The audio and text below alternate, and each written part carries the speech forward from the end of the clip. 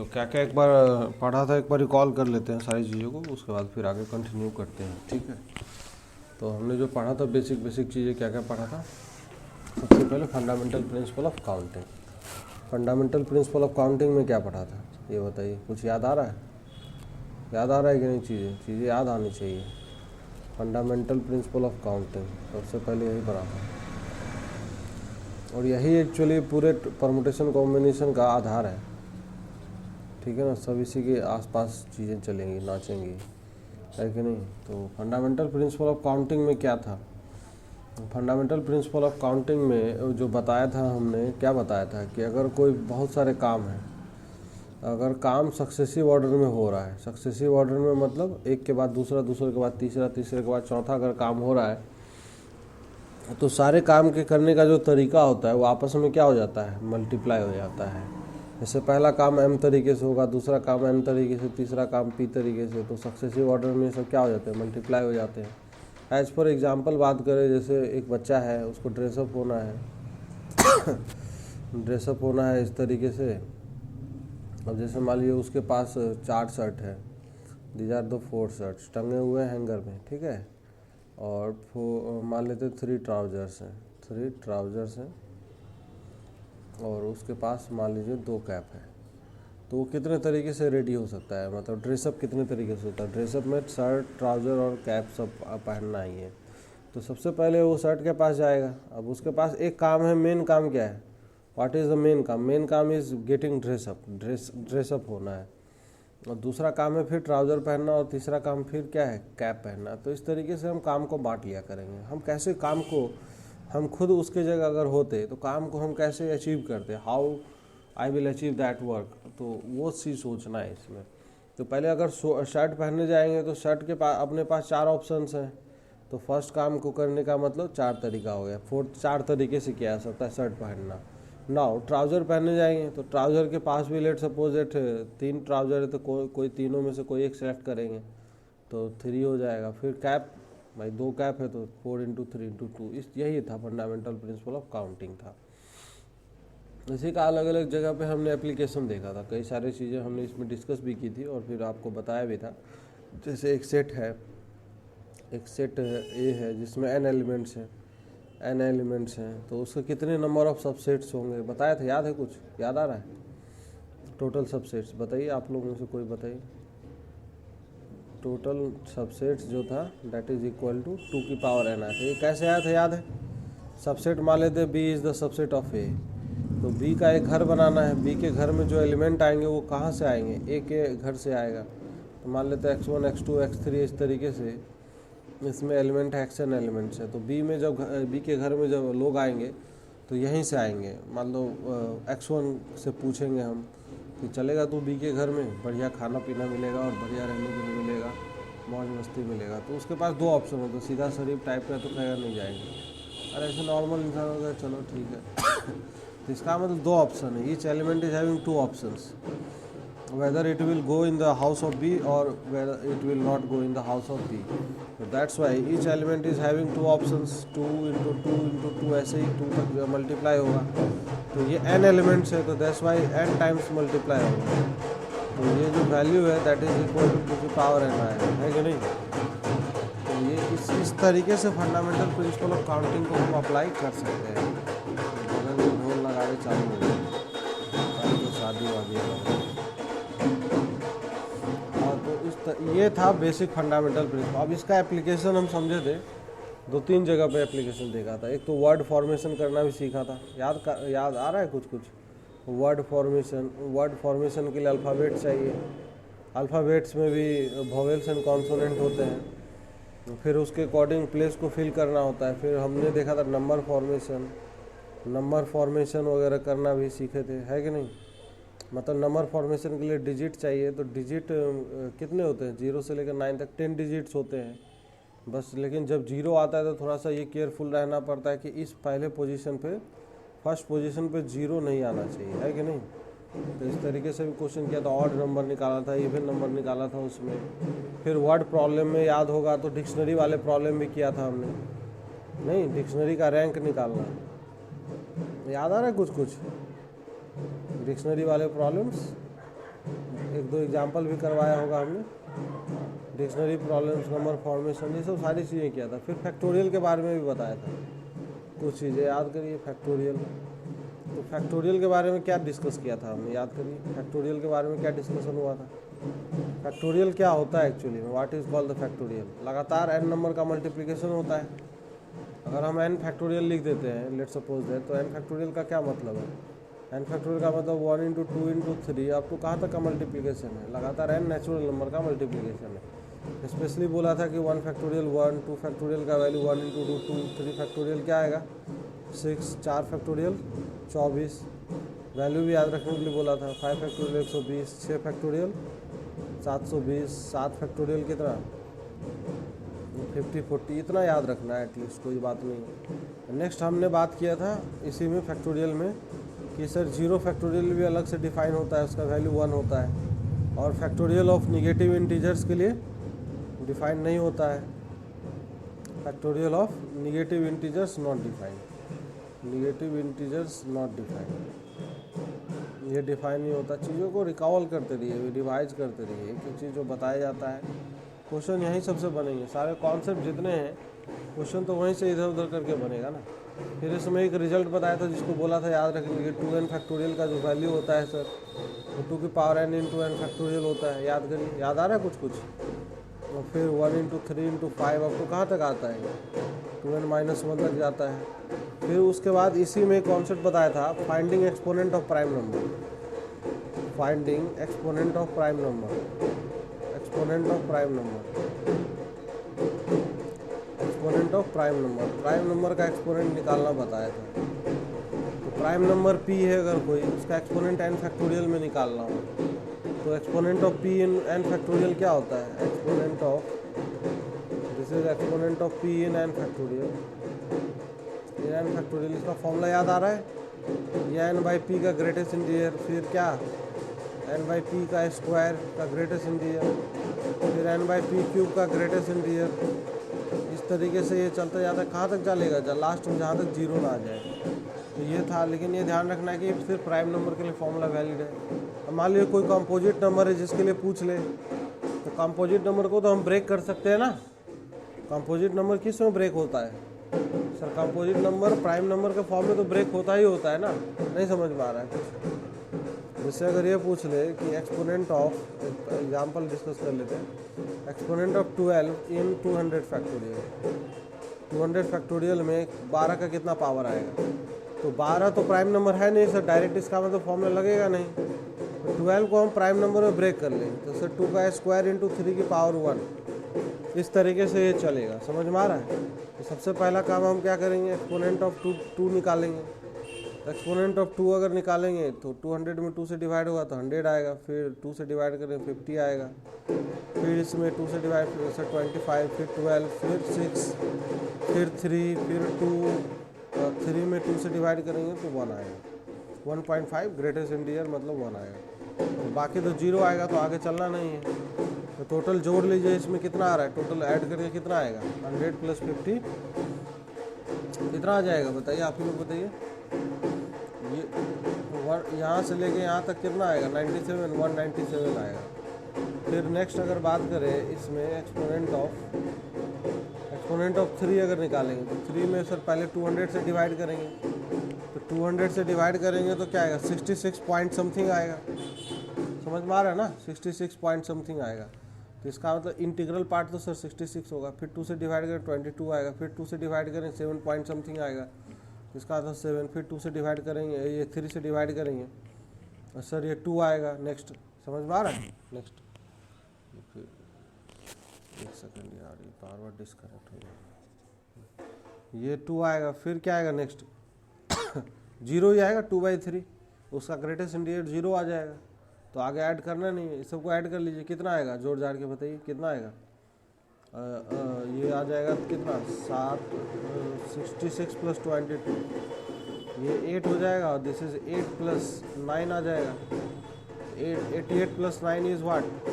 8, 9, 17, 97 आएगा। सही है, 97 आ गया। अब ये एक्सपोनेंट ऑफ 3 97 है, एक्सपोनेंट ऑफ 2 कितना है? 197 है।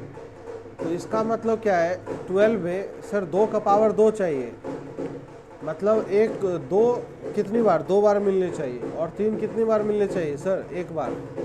तो 97 का अगर डबल भी करते हैं तो 97 का डबल मतलब ये तो 97 ही चाहिए। तो जितना 3 चाहिए उसका डबल मात्रा में हमें 2 चाहिए। समझ में आ रहा है हमारी बात? नहीं समझ में आ रहा है? कितने लोगों को हमारी बात समझ में आ रही है? तो हम पहले ये देखेंगे कि which one is a limiting reagent. Limiting कौन है इसमें, लिमिटिंग कौन है? जितना हमें 3 चाहिए होगा उसका डबल मात्रा में हमें 2 चाहिए होगा, तभी 12 बनेगा। तो 97 लेट सपोज एक छोटा नंबर है, तो हम ये देखते हैं क्या जितने 3 है क्या उसका डबल 3 मिल सकता है, डबल 2 मिल सकता है? नहीं मिल पाएगा, तो वही आंसर हो जाएगा उधर वाला। तो देखते हैं 97 का डबल करिए सभी लोग। 97 इंटू 2 कितना आएगा? 194। इसका मतलब मिल जाएगा, सही है, इतना तो मिल ही जाएगा। मतलब पहले कौन ख़त्म हो जाएगा? पहले 3 ख़त्म हो जाएगा। तो जो पहले ख़त्म हो जाएगा वही आंसर हो जाएगा। तो आंसर क्या हो जाएगा? एक्सपोनेंट ऑफ 12 इक्वल टू ये हो जाएगा एक्सपोनेंट ऑफ 3, एक्सपोनेंट ऑफ 3। तो आंसर कितना हो जाएगा? 97 विल बी द आंसर। तो इस तरीके से हम आंसर निकाल सकते हैं। इसमें कोई समस्या वाली बात है क्या, ये बताइए। तो ये एक्सपोनेंट के बारे में पढ़ा था, कुछ नंबर फॉर्मेशन वगैरह देख रहे थे। एक क्वेश्चन भी दिया था लास्ट में, मैं बोल दिया था कि आप लोग अटेम्प्ट करिएगा, याद करिए। क्वेश्चन याद आ रहा है? क्वेश्चन ये था कि find the total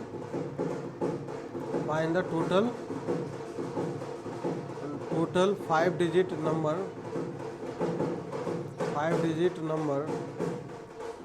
divisible by 3 which can be formed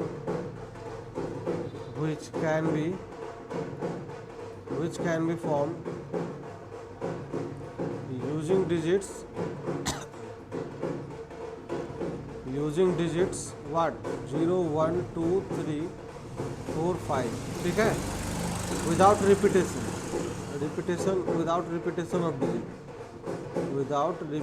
of digits,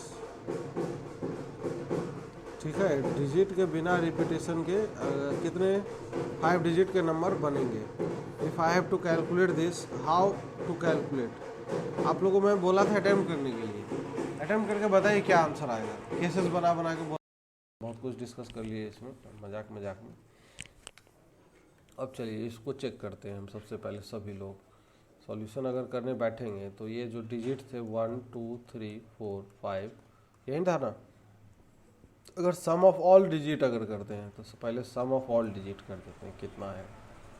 सारे डिजिट का सम करेंगे तो कितना आएगा सर? 0 1 2 3 4 ऐसे कहाँ तक? 5 तक। 1 से लेके 5 तक का सम क्या होगा? 5 इंटू 6 डिवाइडेड बाई 2। ये 3 से कट जाएगा, ये कितना आएगा? 15 आएगा कि नहीं आएगा? तो ये 15 आ गया। तो सर पूरा डिजिट तो 6 है, लेकिन हमें बनाना कितना है बताइए? How many digit are required, how many digits are required to make a 5 digit number? 5 digit चाहिए सर, केस 1। तो सर अब 5 डिजिट चाहिए, तो ऐसा डिजिट सेलेक्ट करेंगे जिसका सम 15 है। तो सबसे पहला केस 0 को अगर हम भूल जाए तो सर 1 2 3 4 5 आएगा, ठीक है ना। तो 1 2 3 4 5 प्लेस है, तो 5 प्लेस पे 5 लोग कितने तरीके से अरेंज होंगे? How many ways they will be arranged? Sir ये 5 प्लेस है, तो first place can be filled in 5 ways, पाँचों में से कोई भी यहाँ रख सकते हैं। नेक्स्ट पे सर 4, फिर 3, फिर 2, फिर 1, मतलब 5 फैक्टोरियल का वैल्यू सर 120 आएगा। ये एक केस तो ये हो गया। नाउ नेक्स्ट, अब हम बोलते हैं कि सर 5 डिजिट ही लेना है और 15 टोटल सम था। तो सर 12 अगर करते हैं, 13, देखो सम ऑफ डिजिट 13 रख नहीं सकते, 14 रख नहीं सकते, तो सर 12 रखना पड़ेगा, और मैक्सिमम 15 से आगे होगा नहीं। तो 12 रखेंगे तो 15 टोटल था, तो कौन सा डिजिट हटा लेना चाहिए बताइए? कॉमन सेंस से सोचिए। क्या आप 3 को रिमूव कर दे तो काम नहीं हो जाएगा?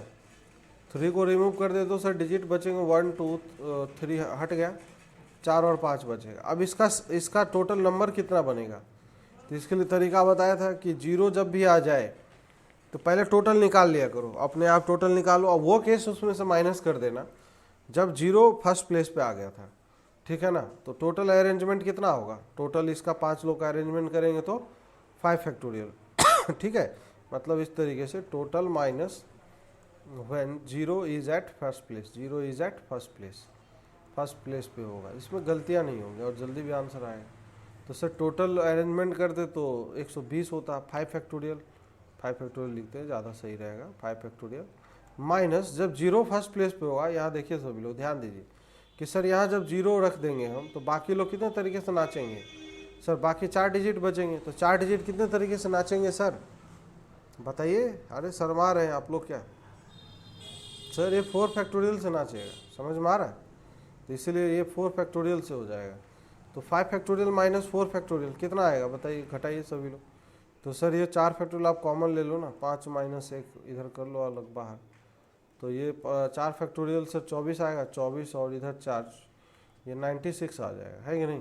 तो सर ये 120 आया इधर और इधर 96 आया, और एक 2 केस तो ये बन गए, और भी केस इसमें बन सकता है क्या, अभी मैं सोच ही रहा हूँ कि और केस बन सकता है, सोचिए इधर।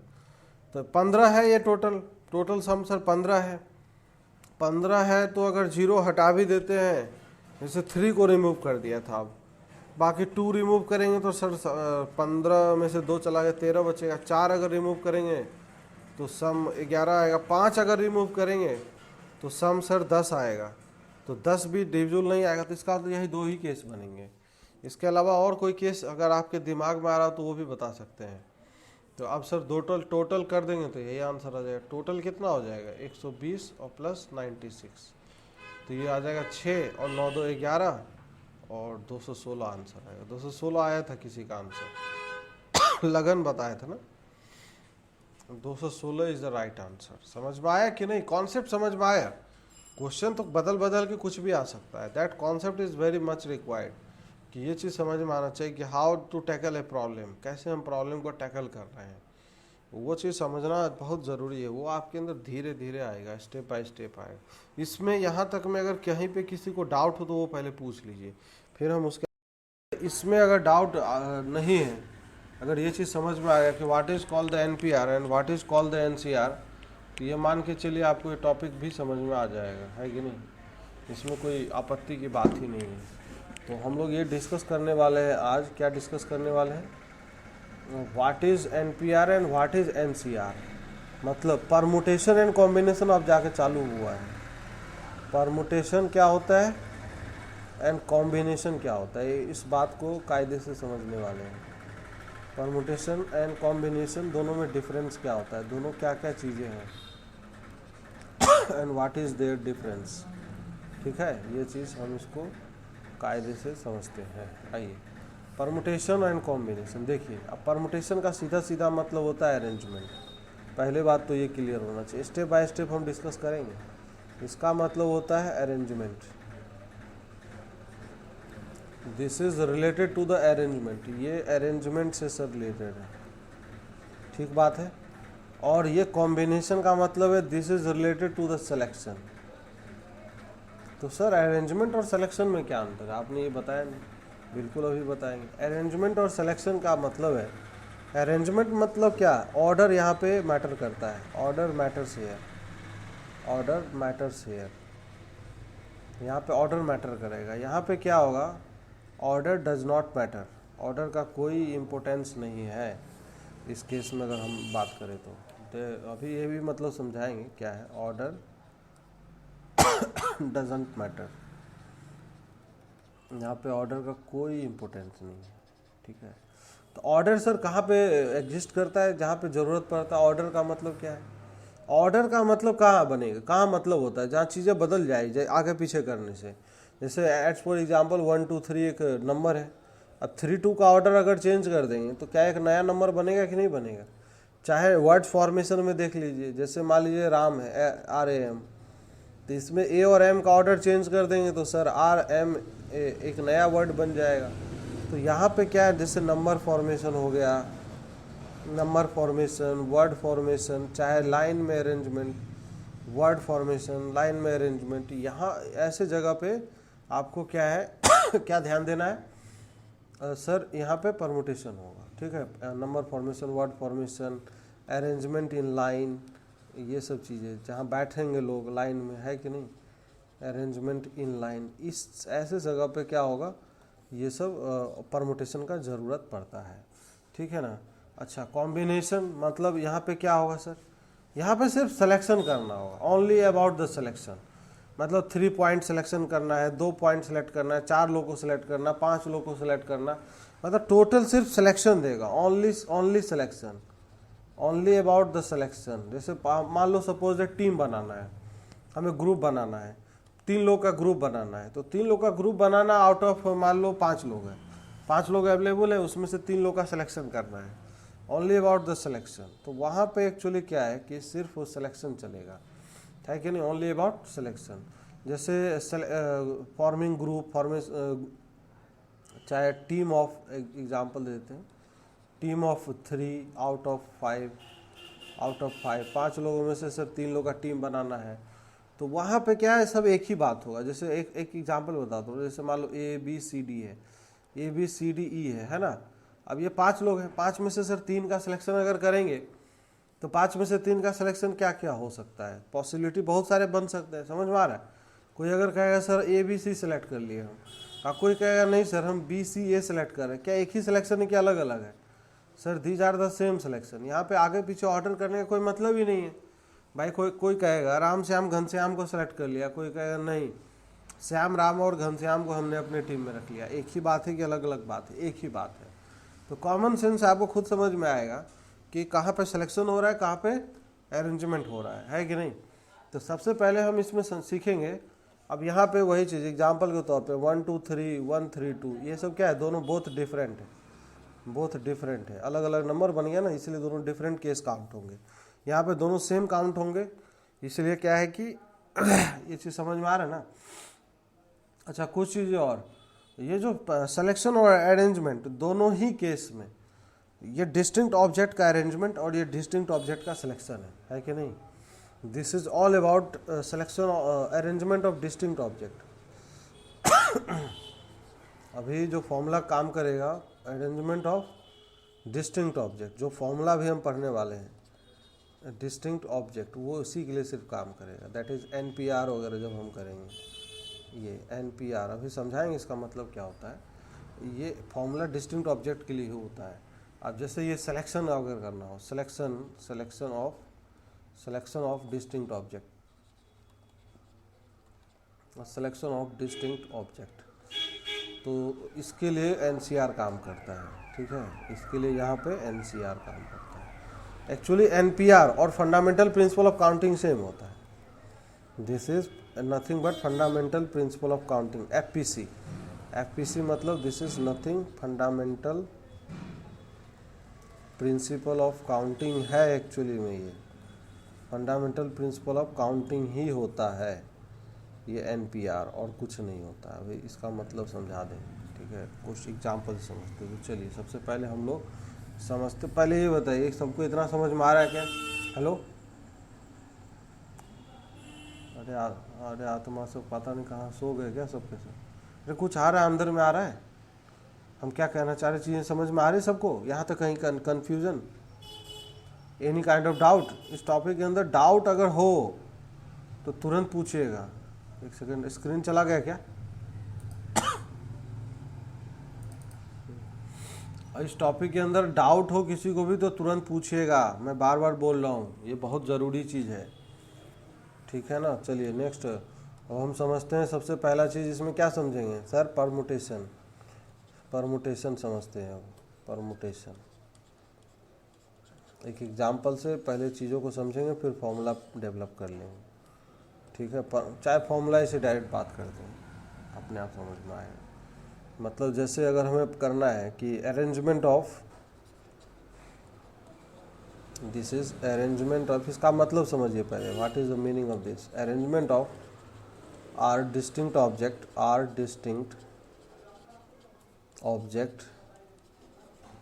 Out of n distinct object,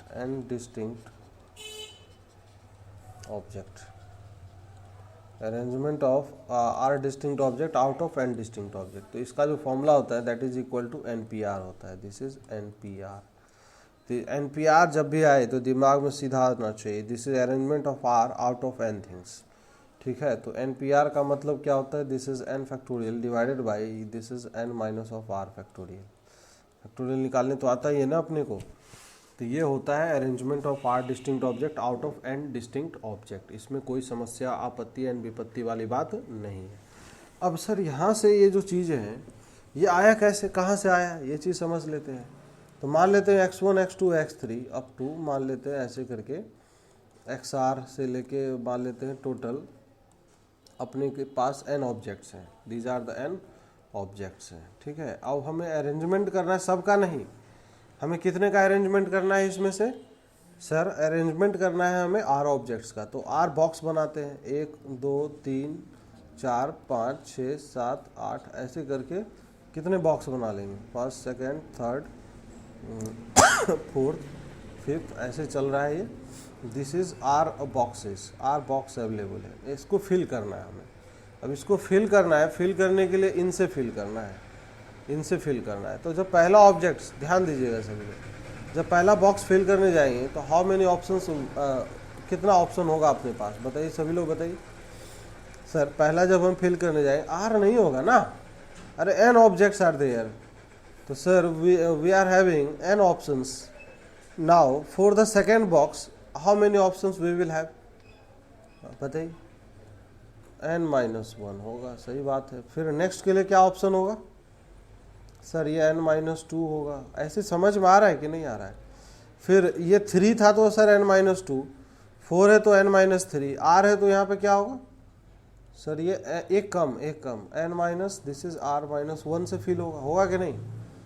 अब ये जो है ना, ये समझिए, इस चीज़ को, इस बात को समझिए कायदे से, ये समझ में आ रहा है कि क्या है एक्चुअली में। ये लगातार नंबर का मल्टीप्लिकेशन चल रहा है, ये n into n minus 1 into this is n minus 2, और ऐसे ही अगर n minus R minus of 1 ये अगर कर दे तो इसका जस्ट अगला नंबर देखिएगा ध्यान से सभी लोग, इसका जस्ट अगला number n minus of R घटेगा और ज़्यादा घटेगा। जैसे 1 2 3 ऐसे चल रही है, R माइनस 1 है तो अगला जस्ट क्या घटेगा, n माइनस R, फिर उसका अगला ऐसे चलते चलते कहाँ पे स्टॉप होगा, 1 पे।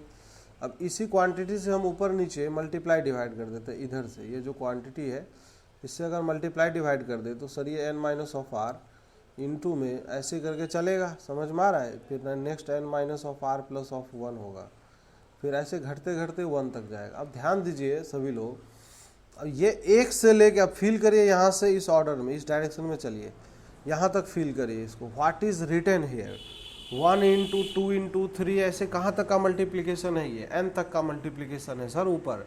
तो n तक का अगर मल्टीप्लिकेशन है तो इसका क्या मतलब है, सर ऊपर क्या लिखा है, ये ऊपर लिखा है n फैक्टोरियल लिखा है, समझ में आ रहा है। अरे नहीं समझ में आ रहा है क्या, हेलो,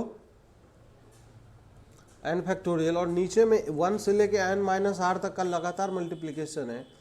तो ये क्या आएगा, ये आएगा sir n minus of R factorial आएगा, समझ में आ रहा है। तो यही इसीलिए ये दिस इज कॉल्ड NPR, इसी को हम NPR बोलते हैं। और सर ये काम तो हम पहले से बचपन से करते आ रहे थे, फंडामेंटल प्रिंसिपल ऑफ काउंटिंग है या अलग चीज़ है, ये बोथ आर सेम, यही फील करवाना चाह रहे हैं हम आप लोगों को। जैसे और भी इसमें छोटा एग्जांपल देते हैं तो और अच्छे से क्लियर होगा। Let's suppose that there are 9 letters available है, ठीक है, 9 letters, all are distinct letters, ये सब सारे के सारे डिस्टिंक्ट है, ठीक है, डिस्टिंक्ट लेटर्स है। अब हमें अगर बात करें 4 लेटर्ड वर्ड अगर बनाना हो, इसी में से 4 लेटर्ड वर्ड अगर बनाना हो तो क्या करते हैं हम, बताइए सभी लोग बताइए क्या करते हैं सर। 4 लेटर वर्ड अगर बनाना हो तो बाय द फंडामेंटल प्रिंसिपल अगर करते, इसका सॉल्यूशन अगर बाय फंडामेंटल प्रिंसिपल से 4 लेटर बनाना है, चलो 1 बॉक्स 2 बॉक्स 3 बॉक्स 4 बॉक्स, तो सर इसको फिल करने के लिए कितने ऑप्शन है, 9 लेटर्स में तो मतलब 9 ऑप्शन है। नेक्स्ट के पास कितने ऑप्शन है सर, बताइए आप ही लोग बताइए, 8 है। फिर अगले वाले के पास 7 है, फिर अगले पास 6 है। तो ये तो सर आपने क्या किया है, कुछ नहीं किया, FPC किया है, फंडामेंटल प्रिंसिपल ऑफ काउंटिंग किया है। अब इसी को कोई अगर लिख देता कि सर ये कुछ और नहीं है, कि इसमें अगर थोड़ा सा हम ऐसा करके लिख ले 9 8 7 6, जो आप अभी यहाँ पे धमाका किए हो सर, 5 फैक्टोरियल से अगर ऊपर नीचे मल्टीप्लाई डिवाइड कर ले तो आपको क्या इसमें बुराई क्या है, तो कोई बुराई नहीं है, बिल्कुल 5 फैक्टोरियल मतलब 1 से 5 तक का गुना है। और पूरा अगर इस ऑर्डर में अगर समझे तो सर ये 9 फैक्टोरियल ऊपर लिखा है, मतलब 9 फैक्टोरियल डिवाइडेड बाय 5 फैक्टोरियल को भी अगर क्या सर 9 माइनस 4 फैक्टोरियल फील कर सकते हैं कि नहीं? तो ये क्या है देवताओं बताइए, एंड 9p4 है कि नहीं ये? अरे समझ में आया हमारी बात कि नहीं आया समझ में? कितने लोगों को समझ में आया? कुछ आया समझ में कि फंडामेंटल प्रिंसिपल ऑफ काउंटिंग और NPR both are what? Both are the same things, both are same thing. NPR and fundamental principle of counting both are same thing. यही हम समझाना चाह रहे हैं, बार बार यही हम कहना चाह रहे हैं। समझ में आ रहा है कि नहीं? तो एग्जाम में डायरेक्टली ये भी लिखा हुआ मिल सकता है, ये लिखा हुआ मिल जाए, फिर आप टेंशन में आ जाओगे सर हम जो ये आंसर निकाले इसे मैच ही नहीं कर रहा। अरे सेम है, ये दोनों सेम है। ये उस एक्चुअली ये अपने आप प्रकट थोड़ी हो गया। एनपीआर कहाँ से प्रकट हो जाएगा? पृथ्वी पे मानव ने ही उसको बनाया है, तो कहीं तो आधार होगा कि जहाँ से वो उत्पन्न हुआ है। तो आधार उसका फंडामेंटल प्रिंसिपल ऑफ काउंटिंग है। समझ में आया कि नहीं आया? तो बस ये ध्यान रखिएगा कि arrangement of and distinct object के लिए ये अरेंजमेंट है, अरेंजमेंट ऑफ डिस्टिंक्ट ऑब्जेक्ट। तो इसमें से क्या है, क्या हो रहा है, पूरे प्रोसेस को अगर समझे तो पूरे प्रोसेस में दो बातें हो रही है एक्चुअली में। देखिए अब इसको और अच्छे से कंप्लीट प्रोसेस को एनालाइज करते हैं। कंप्लीट प्रोसेस इसमें दो बातें हुई।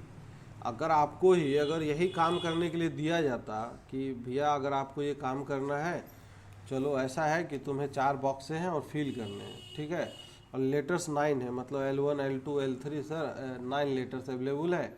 बच्चा तुम्हें ये जो 4 बॉक्स हैं इसको फिल करो, 4 बॉक्सेस में एक एक लेटर डालो। तो क्या करेगा एक बच्चा? सर यहाँ से 4 लेटर का सिलेक्शन करेगा कि नहीं करेगा? वो 4 लेटर का सिलेक्शन करेगा और इस बक्से के अंदर डाल देगा, और अरेंजमेंट आगे पीछे वो घुमाता फिराता रहेगा। तो इसका मतलब दो प्रोसेस इसमें क्या हुआ? First process is selection of 4 letters and second process is what? Their arrangement. तो इसमें दोनों चीज़ें होती है एक्चुअली में एनपीआर में। NPR covers both things, selection as well as arrangement. मतलब सिलेक्शन ऑफ 4 लेटर्स पहले हुआ, ठीक है, कौन 4 लेटर इसमें से आएंगे, कौन 4 प्रभु इसमें से आएंगे, तो 4 कोई निकल के आ गए, let suppose L1 L2 L3 and L4, और ये आपस में यहाँ पे डांसिंग करके अलग अलग क्रिएशन करेंगे, है कि नहीं? एक एग्जाम्पल बताया हो, ऐसे ऐसे जितने कॉम्बिनेशन बनेंगे, all combinations are there included. तो selection of 4 letters and then दूसरा काम इसमें हो रहा है, and then their arrangement is happening, and then their arrangement is happening here, and then their arrangement is happening, ठीक है, उनका ये अरेंजमेंट हो रहा है। तो इसका मतलब अच्छा सर एनपीआर में दोनों चीज़ें हैं? यस, दोनों चीज़ें हैं। First selection, then their arrangement is also there. अभी ये मैं क्यों बता रहा हूँ, यही से निकलेगा एनसीआर। एनसीआर का उत्पन्न एनसीआर से होता है, ना कि अपने आप आ जाता है वो। ठीक, इतना समझ में आया क्या सभी को? हेलो, अरे समझ में आ रहा है कि नहीं? प्रोसेस इज क्लियर और नॉट? नहीं समझ में आ रहा? Hello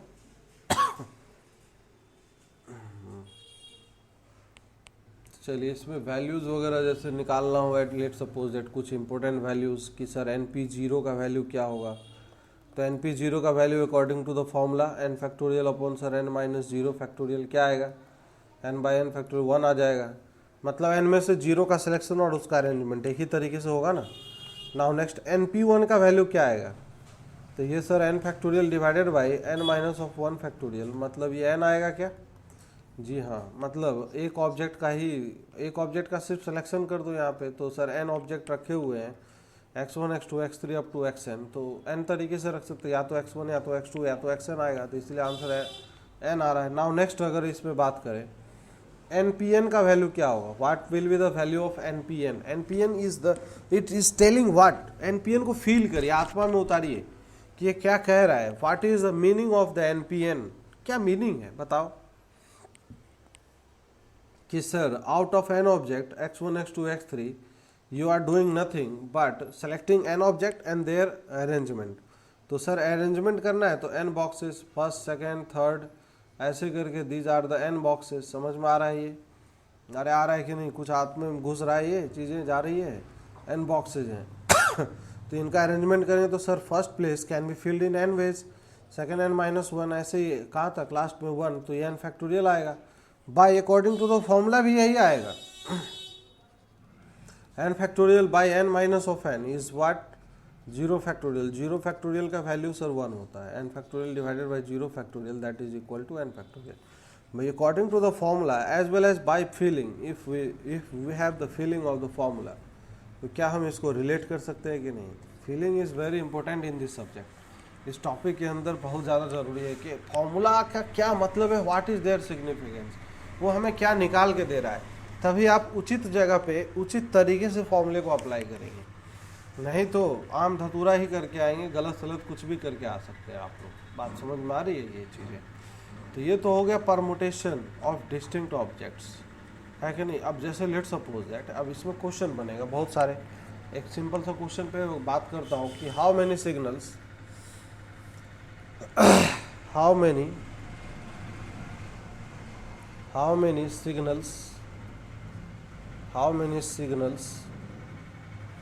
can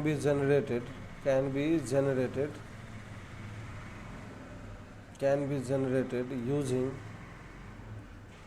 using flags of 5 different colors, using flags of 5 different colors।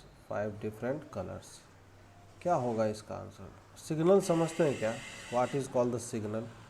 Signal सभी को पता है क्या, जैसे सिग्नल नहीं होता है, हरी झंडी दिखा दिए तो भाई चलने लग गया, येलो दिखा दिए कि चलने के लिए तैयार रहो, रेड पे रुक जाओ। इस तरीके से सिग्नल अलग अलग कलर का अलग अलग मतलब है ना। अब जैसे अलग अलग कंट्री का ही बात कर ले तो अलग अलग कंट्री का क्या होता है, अलग अलग झंडा होता है, उसमें अलग अलग मार्किंग होते हैं।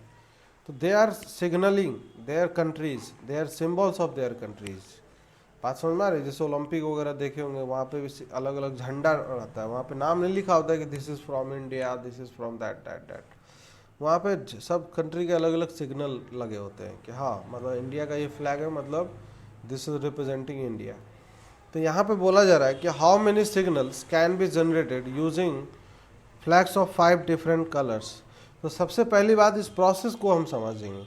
प्रोसेस को अगर हमें समझ में आ गया then we can answer it very easily. Question is simple but first you will have to understand this problem. Permutation combination में this is very important to understand a problem properly, what is it signifying, what is their meaning. क्या हम वो चीज़ समझ पा रहे हैं कि नहीं जो क्वेश्चन पूछ रहा है, या हम कुछ और समझ लिए हैं। अगर ऐसे दोनों में मिसमैच अगर हो गया तो समझ लिए आंसर भी गलत आएगा। तो ये पहली बात हम सोचेंगे कि अच्छा सिग्नल बनाना है, कलर्स 5 है, कुछ भी कलर ले लेते हैं, जैसे कलर 1 है, कलर 2 है, कलर 3 है, कलर 4 और कलर 5 है।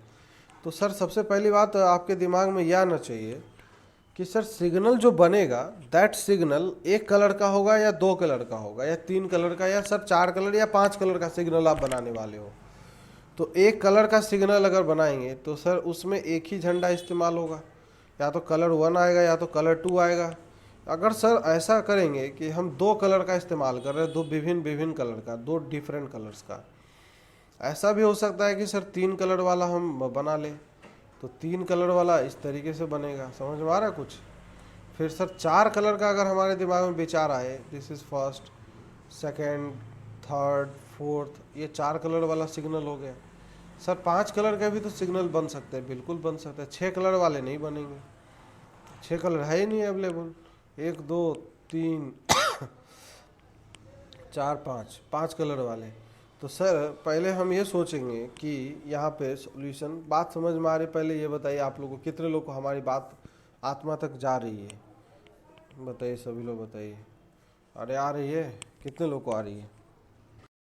Understanding is very important, then formula and other thing. Solution तो एक लाइन का लिखेंगे आप लोग, चाहे कोई भी आदमी एक ही लाइन गुना भाग लिखता है, बस एक लाइन से ज़्यादा का सॉल्यूशन ही नहीं होता।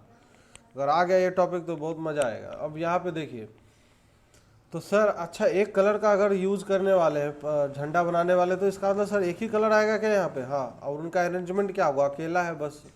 तो सर 5 में से एक का सिलेक्शन और उसका अरेंजमेंट, वो क्या होता है, 5P1 होता है वो, selection as well as arrangement. अब यहाँ पे सर 2 कलर है, तो सर पांचों में से कौन सा दो कलर आएगा, वो मान लेते रेड है, ये अलग अलग कलर नाम देते, red, blue, green, yellow, white. Sir इसमें से कौन सा दो कलर आप लोग लेके बनाओगे, पहली बात तो ये सोचो आप।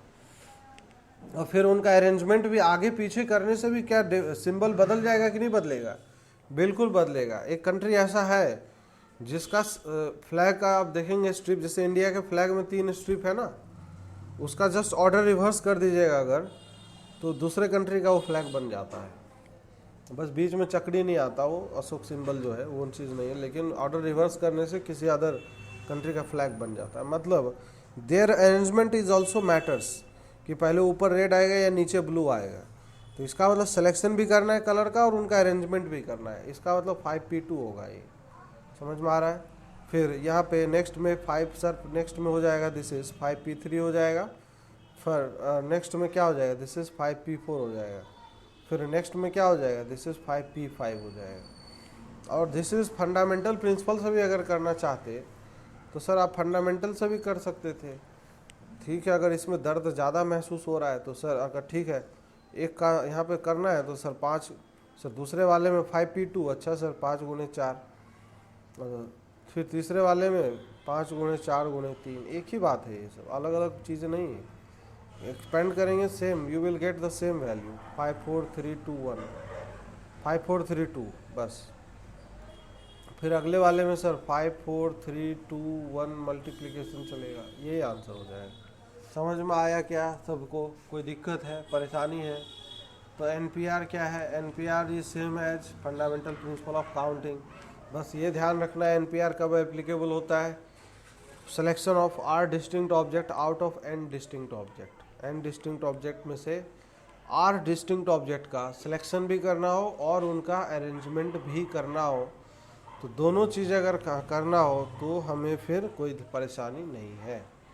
एक और छोटा सा प्रॉब्लम हम कंसीडर करते हैं, जैसे एज फॉर एग्जांपल कि बात करते हैं कि जैसे घर में 3 बच्चे हैं, ठीक है, तीनों का शकल सूरत एक ही जैसा है। 3 छोड़िए 2 ही बच्चे हैं, जो दोनों जुड़वा बच्चे हैं, 3 में ज़्यादा फीलिंग नहीं आएगा। दोनों जुड़वा बच्चे हैं, नहीं होता ऐसा, कई घर में देखे होंगे 2 जुड़वा बच्चे होते हैं, दोनों को कपड़े उपड़े भी लगभग लोग सेम पहनाते हैं, कुछ करते हैं इस तरीके से, कहीं ले जाना होता पार्टी सार्टी में भी तो इस तरीके से। मान लीजिए उसका मदर है, उसके मदर के पास ऐसा है कि 5 शर्ट है सेम, अब साइज भी सेम ही होगा भाई, जुड़वा बच्चा है तो 5 शर्ट है, वही चीज़ है, अब समझिएगा। अब 4 ट्राउजर्स हैं और 4 टोपी है, वही बात है, और 3 टोपी है, 3 कैप है, और इनको पहनाना है। अब मदर को क्या करना है, बच्चों को ड्रेसअप करवाना है। ये रामू है और ये सामू है, रामू सामू को क्या करना है, ड्रेसअप करवाना है भाई। ड्रेसअप करवाने के लिए शर्ट पहनाना होगा, ट्राउज़र पहनाना होगा, कैप पहनाना होगा, रेडी करके पार्टी में बच्चों को ले चलना। बच्चे भी एकदम खुश हैं, मस्त है कि आज तो वहाँ पे चल के खेलेंगे और भी खूब खाएंगे पिएंगे, खुश रहते हैं बच्चे बहुत ज़्यादा, है कि नहीं, पार्टी सार्टी के नाम पे इधर उधर जा, और नहीं ले जाए तो रोने गाने भी लगते हैं। तो खैर ठीक है, अब हमें रेडी करवाना है बच्चों को, पार्टी में ले जाना है। तो ये बताइए सभी लोग कि in how many veg mother can dress up their children, वो अपने चिल्ड्रेन को कितने तरीके से वो ड्रेसअप कर सकती है? जवाब दीजिए सभी लोग। के लिए भी कितना हो जाएगा सर? शर्ट के लिए भी 5 गुणे 4 हो जाएगा, ख़त्म हो गया कहानी। या इसी को जो परमुटेशन से बताया है उससे कर लेते कि सर अच्छा है और 2 बच्चे हैं तो सर कैप 3 में से 2 कैप सेलेक्ट करेंगे और दोनों को अरेंज करेंगे, क्योंकि कौन कैप 1 पहनेगा, late suppose that 2 cap select हो गया, कैप 1 कैप 2। अब ये रामू कहेगा नहीं हमें कैप 2 पसंद है, सामू कहेगा कैप 1, फिर नहीं बच्चे कहेंगे नहीं हमें वही चाहिए, ऐसा बहुत होता है। तो इसका मतलब कौन क्या पहनेगा इसका अरेंजमेंट भी तो करना पड़ेगा, ये इधर पहनेगा या ऐसे ही रहेगा, कैप 1 कैप 2 रामू सामू, ये इधर सेम कैप 1 रामू पहन लिया सामू पहन लिया, तो मतलब उनका अरेंजमेंट भी एक अलग कॉम्बिनेशन देगा बना के ना। तो मतलब what you have to do, मतलब 2 काम करने। First you have to select 2 cap, and then their arrangement is also there.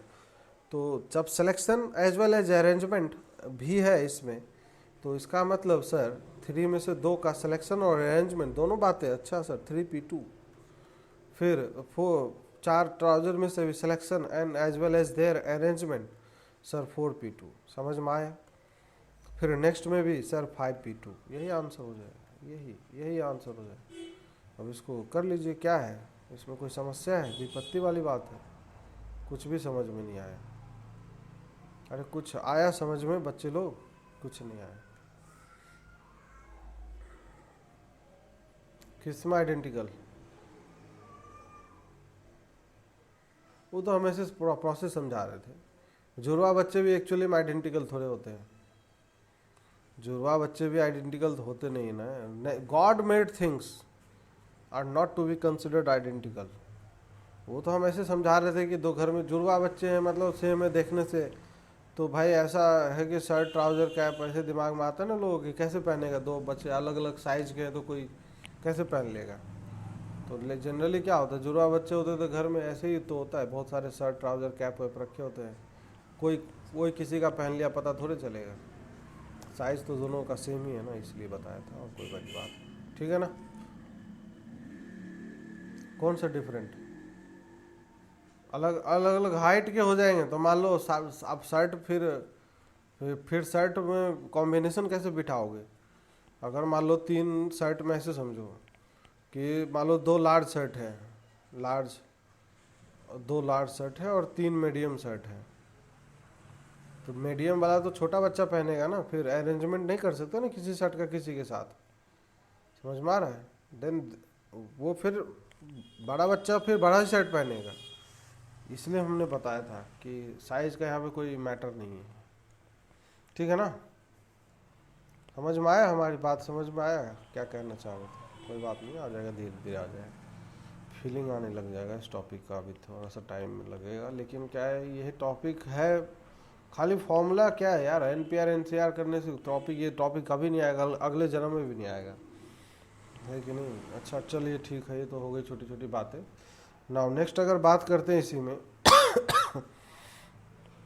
तो हम ये कह रहे हैं कि जैसे परमुटेशन ऑफ एलाइक ऑब्जेक्ट्स, कई बार परमुटेशन ऑफ एलाइक ऑब्जेक्ट भी दिखता है। परमुटेशन ऑफ एलाइक ऑब्जेक्ट्स कैसे करेंगे? परमुटेशन ऑफ एलाइक ऑब्जेक्ट्स जब सेम होते तब क्या करते हैं? जैसे एज फॉर एग्जाम्पल हम बता रहे हैं। एज फॉर एग्जाम्पल क्या है, what is permutation of iliac object? समझ लीजिए कि सर अब यहाँ पे अभी पहले मैं एक ऐसा एग्जाम्पल ले रहा हूँ जिससे कि आपको अलग अलग चीज़ें समझ में आएगा। जैसे A1 A2 और B है, तो सर इसका अरेंजमेंट कितने तरीके से होगा? सर 3 अलग अलग है यहाँ पे, तो 3 अलग अलग है तो देयर अरेंजमेंट कितने तरीके से होगा? सर 3 फैक्टोरियल से होगा। समझ में आ रहा है? 3 फैक्टोरियल का वैल्यू 6 होता है। 6 क्या बनेंगे वो भी मैं बता दे रहा हूँ। सर A1 और इसको अगर पोजीशन इंटरचेंज कर देंगे तो सर B A2 हो जाएगा।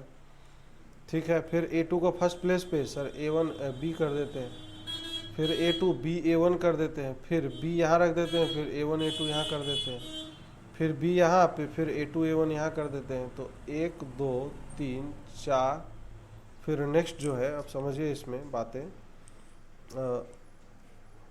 कहाँ गया पेन ही चला गया, हाँ 4 5 6 है ना। These are the 6 cases.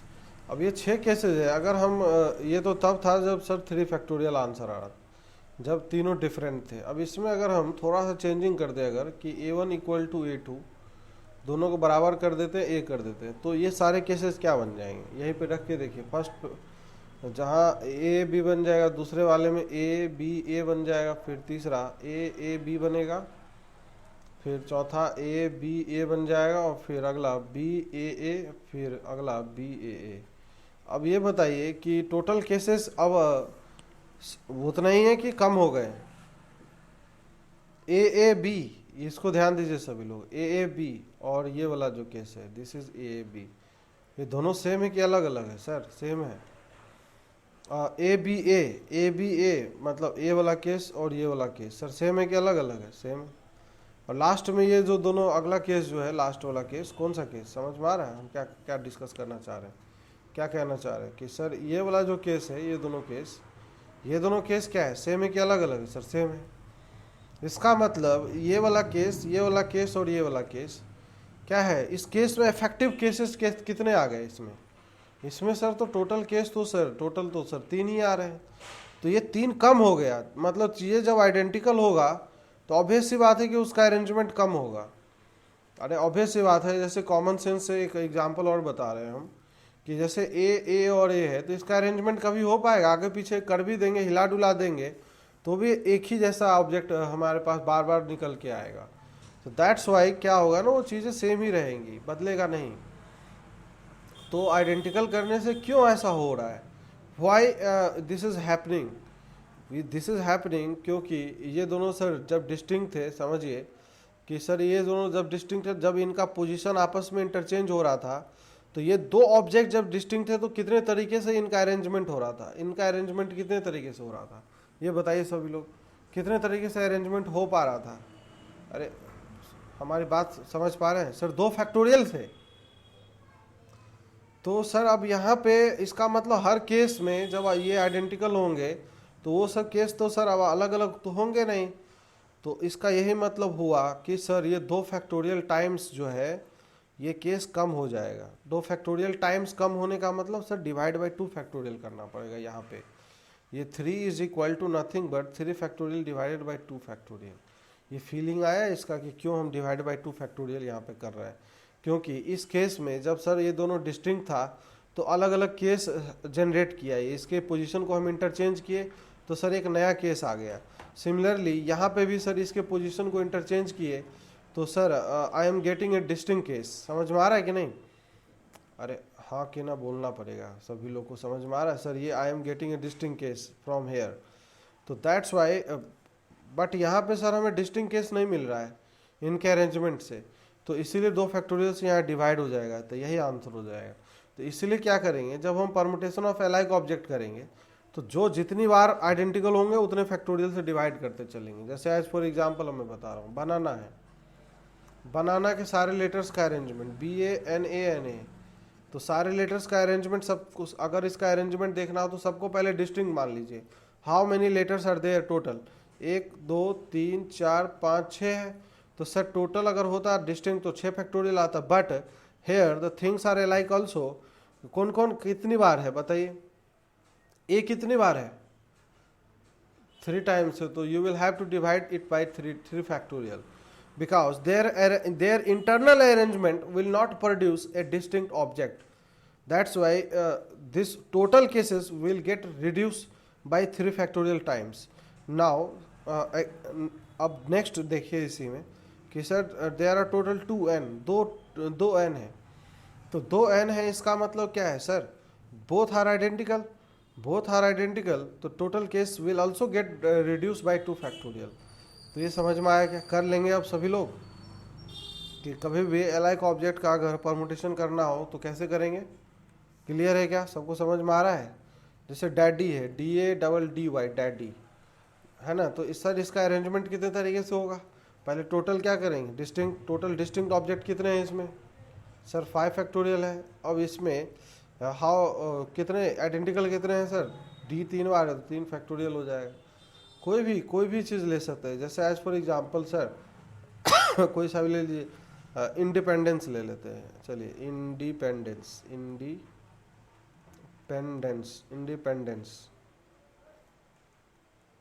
Independence में देखिए सर इसका अरेंजमेंट करेंगे तो टोटल लेटर्स का अरेंजमेंट करेंगे कितने तरीके से होगा?